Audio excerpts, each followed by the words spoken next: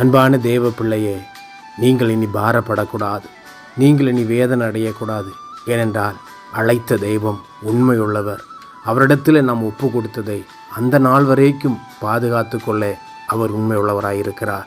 அவர் அற்புதம் செய்வதற்கு அவர் போதுமானவராயிருக்கிறார். அவராலே செய்யக்கூடாத அதிசயமான காரியம் ஒன்றுமில்லை.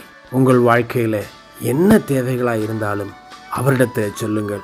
ஆண்டவருடைய வசனம் சொல்லுகிறது, சங்கீதம் 55:22 கர்த்தர் மேல் உன் பாரத்தை வைத்துவிடு, அவர் உன்னை ஆதரிப்பார்.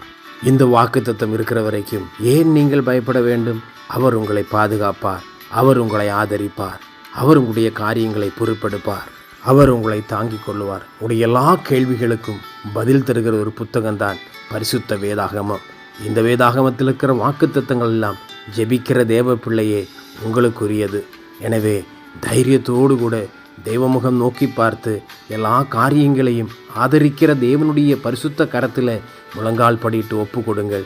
கர்த்தர் நிச்சயம் உங்கள் வாழ்க்கையில் அற்புதம் செய்வார். விசுவாசிப்பீர்கள் என்றால் ஆமேன் என்று சொல்லுங்கள். God bless you.